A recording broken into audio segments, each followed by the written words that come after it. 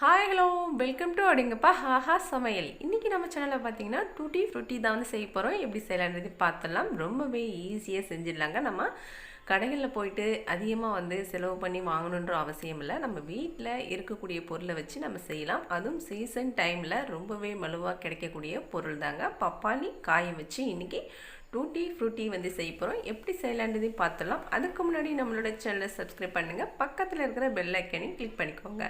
அப்போ தான் நான் கொடுக்குற ஒவ்வொரு வீடியோ உங்களுக்கு நோட்டிஃபிகேஷனில் வந்து சேரும் ஃப்ரெண்ட்ஸ். இப்போ எப்படி செய்யலான்றதையும் பார்த்துடலாம். வாங்க வீடியோக்குள்ளே போகலாம். ஒரு பப்பாளி காய் வந்து எடுத்துருக்கேன். நல்லா காயாக இருக்கணுங்க. இப்போ இந்த காயை வந்து மேல் தோலெல்லாம் நல்லா சீவிட்டு கழுவிட்டு அதுக்கப்புறம் வந்து கட் பண்ணிக்கணும்.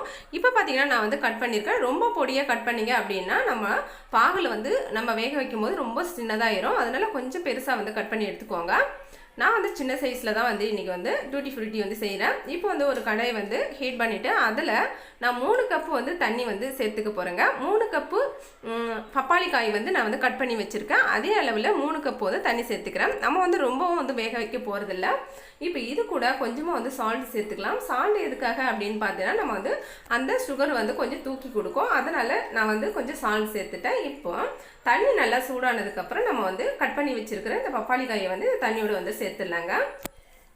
இப்போ இந்த தண்ணியோட வந்து சேர்த்துட்டு நல்லா ஹை ஃப்ளேமில் வச்சு நல்லா வந்து கொதிக்க விட்டுடுங்க. நல்லா கொதிக்க வச்சு கிண்டி கொடுங்க. கிண்டி கொடுத்துட்டு நம்ம வந்து ரொம்பவும் வந்து வேக வைக்க அவசியம் இல்லை. இது பார்த்திங்கன்னா நல்லா கொதிச்சு வந்துட்டு இந்த காயை பொறுத்தவரையும் எப்படி அப்படின்னா நம்ம வந்து ரொம்பவும் வேகக்கூடாது, ரொம்பவும் வந்து வேகாமல் இருக்கக்கூடாது. அதாவது நம்ம வந்து நசுக்கி பார்த்தோம் அப்படின்னா சாஃப்டாக இருக்கணும். அந்த காய் வந்துட்டு பார்த்திங்கன்னா இந்த மாதிரி சாஃப்டாக இருக்கிற டைமில் வந்து நம்ம எடுத்துக்கலாம். இப்போது நம்ம வந்து இந்த காயை வந்துட்டு நம்ம தண்ணியை வந்து வடித்து எடுக்க போகிறோம். இப்போ இந்த பப்பாளி காயில் இருக்க தண்ணியை வந்து நம்ம வடித்து எடுத்துக்கலாம். ஒரு ஃபில்டர் ஒன்று வச்சுக்கோங்க. அதில் வந்து நம்ம வடித்து எடுத்துட்டோம் அப்படின்னா தண்ணியில் நல்லா வந்து வடிஞ்சு வந்துடும். நம்ம அடுத்து வந்து தண்ணி அப்படியே வடித்து வச்சிடலாம். இப்போ நான் 3 கப்பு தான் எடுத்துக்கிட்டேன். இப்போ பார்த்தீங்கன்னா நம்ம ஒரு பப்பாளி வந்து கட் பண்ணி எடுத்துக்கிட்டோம். அதில் 3 கப்பு வந்து சரியாக வந்து எனக்கு வந்திருக்கு. இப்போ இந்த பவுலில் வந்து மாற்றிக்கிறேங்க. இப்போ ஆறட்டும். அப்படியே வந்து நம்ம வந்து ஒரு ஃபேனில் வந்து 1 கப் வந்து நான் சர்க்கரை எடுத்துக்கிறேன். இந்த சர்க்கரையில் வந்து 1 கப் வந்து தண்ணி வந்து சேர்த்துக்கிறேங்க.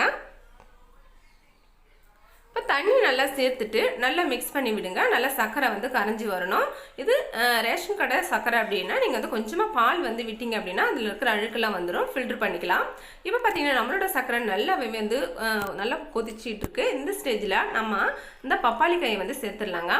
பப்பாளி காயை வந்து சேர்த்துட்டு நல்லா மிக்ஸ் பண்ணி விட்டுடுங்க. இது வந்து நல்லா கொதிக்க வச்சுருங்க. இந்த பப்பாளி காயோட அளவு அப்படின்னு பார்த்தீங்கன்னா நம்ம அந்த பாகு பார்த்தீங்கன்னா ஒரு கம்பி பதம் அளவுக்கு வந்து வந்துடணும். அந்த அளவுக்கு வந்து நம்ம வந்து இது வேக வச்சுக்கணும். இது வேக வைக்கும் போது பார்த்தீங்கன்னா நம்மளோட அந்த பப்பாளியோட கலர் வந்து மாறும். ரெண்டாவது நல்லா வந்து உள்ளே வந்து ஜூஸியாக அந்த சர்க்கரை எல்லாம் வந்து நல்லா இறங்கி வந்துடுங்க. இப்போ பார்த்தாலே நமக்கு தெரியும் இந்த மாதிரி இருக்குது. இன்னும் கொஞ்சம் நேரம் கழித்து பார்த்தோம் அப்படின்னா நம்மளோட இந்த பப்பாளி காய் வந்துட்டு இதில் போட்டிருக்கிற அந்த சர்க்கரை எல்லாம் நல்லா ஜூஸியாக அது உள்ளே வந்து இறங்கி நல்லா சூப்பராக வந்து நல்லா வெந்து வந்துடுங்க. இப்போ பார்த்தீங்கன்னா நம்மளோட சர்க்கரை பாகு அழகு அப்படின்னு பார்த்தீங்கன்னா ஒரு கம்பி பதம் அளவுக்கு வந்துட்டு இப்போ இதை வந்து நாம் அப்படியே வந்து எடுத்துக்கலாங்க. இப்போ நான் 4 கலர் வந்து சேர்க்குறேன். க்ரீன் கலர், அடுத்து எல்லோ, அடுத்து பார்த்தீங்கன்னா ஆரஞ்சு கலர், அடுத்து நம்ம சேர்க்க போகிறது பிங்க் கலர் வந்து சேர்க்க போகிறோங்க. இப்போ பிங்க் கலர் வந்து நல்லா சேர்த்துட்டு நல்லா வந்து மிக்ஸ் பண்ணிக்கோங்க. உங்கள்கிட்ட 4 ஸ்பூன் இருந்துச்சு அப்படின்னா அது இதுக்கு 1 ஸ்பூனை வந்து சேர்த்துட்டு நல்லா மிக்ஸ் பண்ணிக்கோங்க. நான் வந்து 1 ஸ்பூனை யூஸ் பண்ணுறதுனால நான் வந்து ஒயிட் கிளாத்தை வச்சு நல்லா துடைச்சிட்டு நான் வந்து மிக்ஸ் பண்ணிக்கிறேன். இப்போது நம்ம எல்லாத்தையும் வந்து அப்படியே வந்து மிக்ஸ் பண்ணிட்டோம். இதே கரண்டியை போட்டு அப்படின்னா நமக்கு வந்து கலர் வந்து பார்த்திங்கன்னா எல்லா கலரும் வந்து சேர்ந்துட்டு ஒரு டிஃப்ரெண்ட்டான ஒரு கலர் வந்து கிடச்சிரும். இப்போ வந்து எல்லாத்தையும் வந்து மிக்ஸ் பண்ணிவிட்டு ஒரு 10 நிமிஷம் நம்ம வந்து அப்படியே வந்து விட போகிறோம். அந்த மாதிரி விட்டால் தான் நமக்கு வந்து இந்த கலர்லாம் நல்லா வந்து இறங்கிட்டு நல்லா டார்க்காக வந்து பிரைட்டாக வந்து கிடைக்குங்க.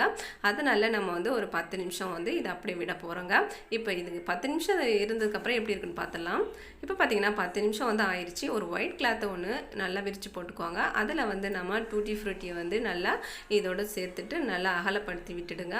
இதில் இருக்கிற ஈரத்தன்மைலாம் போகணும். உங்கள்கிட்ட டிஷ்யூ பேப்பர் இருந்துச்சுன்னா கூட நீங்கள் வந்து அதுலேயும் போட்டுக்கலாம். ஒயிட் கிளாத் இருந்தால் கூட அதுலேயும் போட்டு இது மாதிரி நல்லா உலர்த்திக்கலாம். அதோடு இல்லாமல் தட்டு இருந்துச்சுன்னா கூட நல்லா அகலமாக வந்து கொட்டி நல்லா காய வச்சிட்டோம் அப்படின்னா ஒரே நாளில் வந்து சூப்பராக வந்து நல்லா காஞ்சி வந்துருங்க. நான் வந்து இன்றைக்கி வீட்டிலே தான் வந்து செய்கிறேன். அதுவும் ஃபேன் காற்றுலேயே தான் வச்சு உலர்த்திக்கிட்டு இருக்கேன். உங்கள்கிட்ட வெயில் இருந்துச்சு அப்படின்னா நீங்கள் தட்டிலே கூட போட்டு ஒரே நாளில் சட்டுன்னு சீக்கிரமாக வந்து நல்லாவே வந்து காஞ்சி சூப்பராக வந்துருங்க. இப்போது நல்லா வந்து அகலப்படுத்தி விட்டுடுங்க. இது நல்லா அகலப்படுத்தி விட்டோம் அப்படின்னா அதில் இருக்கிற அந்த சர்க்கரை பாகு அதாவது ஈரத்தன்மைலாம் வந்து கீழே இறங்கிடும். இப்போது எல்லாமே இறங்கிட்டு பாருங்கள். எக்ஸ்ட்ரா மேலே வந்து இடம் இருக்குது, அங்கே வந்து தள்ளி விட்டுக்கலாம். இன்னும் கொஞ்சம் இருந்ததுன்னா கூட நல்லா வந்து இறங்கினதுக்கப்புறம் நம்ம வந்து அடுத்து நம்ம வந்து வேறு ஒரு ஷீட்டில் வந்து மாற்றிக்கலாங்க. மேலே அப்படியே வந்து ஒரு எக்ஸ்ட்ரா துணி இருந்துச்சு, ஒயிட் துணி இருந்துச்சுன்னா கூட ஏதாவது ஒரு துணி நல்ல துணியாக போட்டு மேலே வந்து நல்லா தொழுத்தி விட்டிங்கன்னா அதில் இருக்கிற ஈரத்தன்மை கொஞ்சம் போயிடும். நமக்கு வந்து நல்லா சூப்பராக வந்து கிடைக்குங்க, கையில் ஒட்டாமல். வேறு ஒரு ஷீட்டில் நம்ம வந்து மாற்றிக்கலாம். இப்போ A4 ஷீட்டு தான் எடுத்திருக்கேன். நீங்கள் ஆரம்பத்திலே A4 ஷீட்டில் வந்து போட்டுறாதீங்க. போட்டுட்டா இதில் இருக்கிற ஈரத்தன்மைலாம் இறங்கிட்டு நல்லா ஊறி திரும்பவும் வந்து இந்த டூட்டி ஃப்ரூட்டில் வந்து ஒட்டிக்கும் இந்த பேப்பர்லாம் பார்த்தீங்கன்னா. அதனால நம்ம வந்து காஞ்சதுக்கப்புறம் இந்த மாதிரி போட்டு எடுத்து வச்சுக்கலாம். இப்போ பார்த்தீங்கன்னா தனியாக வந்து நான் எடுத்து வச்சுட்டேன். 4 கலர் வந்து தனியாக வச்சுருக்கேன். பார்க்கறதுக்கே ரொம்ப சூப்பராக இருக்குது பாருங்கள். இப்போ வந்து இது ஒன்றோட ஒன்று எல்லாத்தையும் சேர்த்துட்டு நல்லா வெயிலில் வந்துட்டு ஒரு அரை மணி நேரம் நான் வந்து வச்சு எடுத்து வந்திருக்கேன். ரொம்பவே சூப்பராக பொல பொலன்னு கையில் ஒட்டாமல் சூப்பராக வந்திருக்கு பாருங்கள். நான் கையில் வந்து எடுத்து பார்க்குறேன் பாருங்கள். கையில் கொஞ்சம் கூட ஓட்டலை, ரொம்பவே சூப்பராக இருக்குது. இது எப்படியெல்லாம் வந்து யூஸ் பண்ணலாம் அப்படின்னு பார்த்தீங்கன்னா நம்ம வந்து கேசரி செய்யலாம், கேக்கு செய்யலாம், ஐஸ்கிரீம் செய்யலாம், நிறைய ரெசிபிக்கு வந்து யூஸ் பண்ணலாங்க. ரொம்பவே சூப்பராக சுலபமாக வீட்டில் வந்து செஞ்சு முடிச்சிடலாங்க. காசு வந்து அதிகமாக கொடுத்து வாங்க தேவையில்லை. கிராமத்துலாம் அதிகமாக பார்த்தீங்கன்னா இந்த பப்பாளி வந்து கிடைக்கும், காயை வாங்கிட்டு வந்து யூஸ் பண்ணுங்கள். இந்த டூட்டி ஃப்ரூட்டி உங்களுக்கு பிடிச்சிருந்தா லைக் பண்ணுங்கள், ஷேர் பண்ணுங்கள், மறக்காமல் சப்ஸ்கிரைப் பண்ணுங்கள் ஃப்ரெண்ட்ஸ். நன்றி, பாய்.